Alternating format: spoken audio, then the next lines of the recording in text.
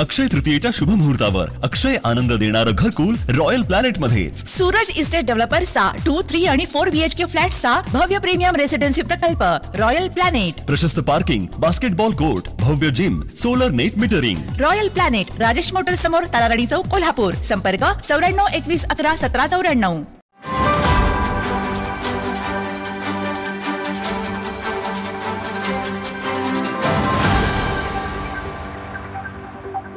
कोणत्या तरी निवडणुका लागल्या, हे राजकारणाचा भाग जरी नसला तर देशभरात ही चर्चा आहे.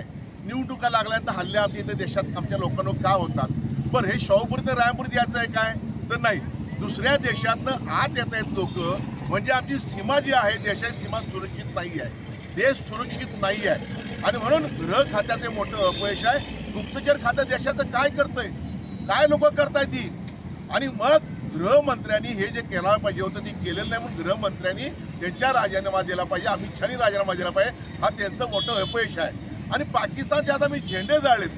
खरं तर हिंदुस्थानच्या अनेक वर्षांपासून मागणी आहे, एकदाच काय ते होऊन दे, पाकिस्तानमध्ये आत घुसून हे पाकिस्तान नेस्तानकरांना दाखवा की हिंदुस्थान काय, ह्या भारताची ताकद काही दाखवणे हीच वेळ आहे. आता प्रत्येक वेळी 5 मारले 50 मारले, 5 मारले 50 मारले, निष्पाप लोकांचे बळी जातात, रक्त सांडतायत. हा गृह खात्याने विचार करायला पाहिजे. पाणी बंद करणं हा उपाय ठीक आहे, चांगला आहे, पण लगेच पाणी बंद होणार आहे काय, तो होणार नाही आहे. हे जनतेला माहीत नाही आहे. कुठल्या कुठल्या नद्या कुठनं जातात.